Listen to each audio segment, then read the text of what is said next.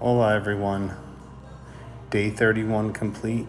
I can't believe it's October 1st and I'm on my way to completing the final section of this journey.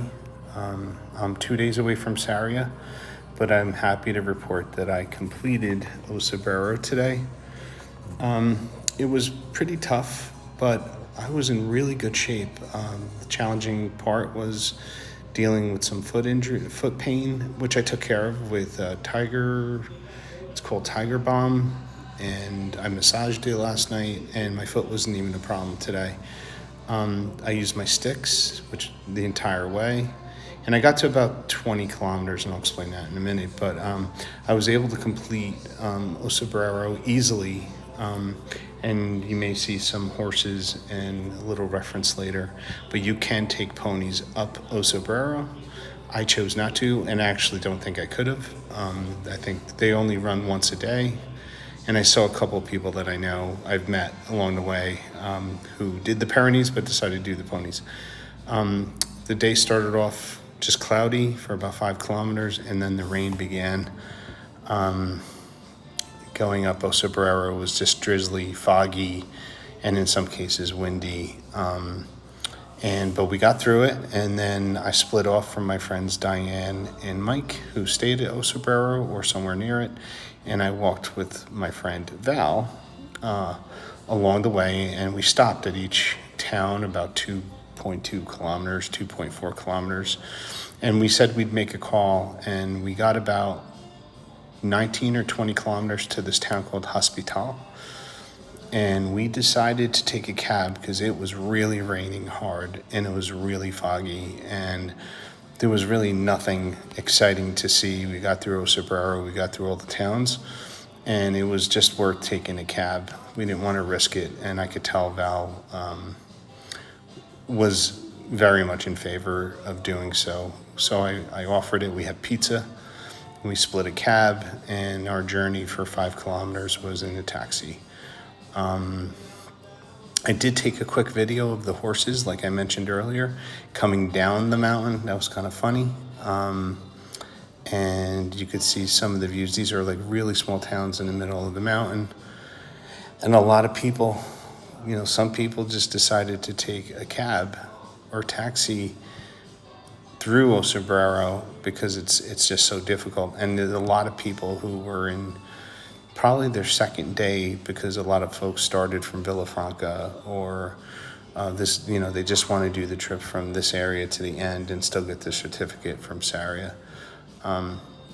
Most of the other pilgrims that started from St. John, we didn't feel it was overly intimidating, and it wasn't. I was able to get through it. I bared down and took a break at each point, and you'll see here, these are the paths going up. This is when we started really going up, and the path wasn't too terrible. We're used to like jagged rocks. This was just in some cases rocky. In some cases it was just perfect path. And the biggest challenge we had to deal with is horse poop. In fact, in the Camino app, it said you're going to have to deal with a lot of horse shit. So, excuse my French. But we did, and we got through it. And part of my journey today was a taxi. But no regrets, because tomorrow may be a little drizzly, but hopefully it'll start clearing up. I'm hoping that there's a bunch of storms in this Galicia region that I hope improves as we get closer to the West Coast. Galicia is the final region that we're going to go through. We just left Leon region. Now we're going to Galicia, and you could see it's quite beautiful. I wish you could see the depth of it. We were pretty high. The slopes were really steep. And I think you're going to see a quick video soon. I'll remain quiet until that video is completed.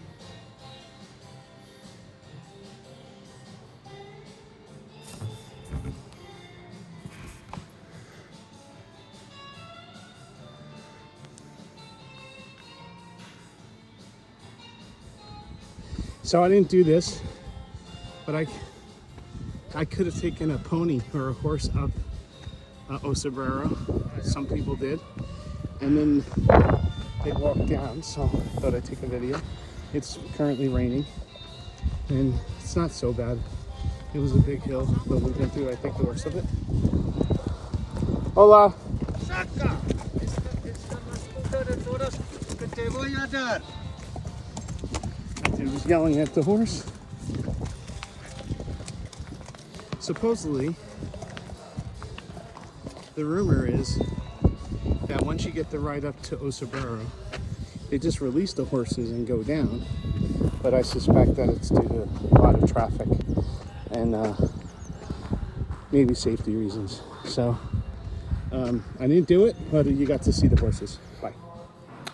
Well, I hope you liked that video. You may be hearing some Dire Straits background music in the lobby that I'm sitting in, so hopefully it didn't drown out the video. You can see the weather was getting worse and worse as we were getting higher.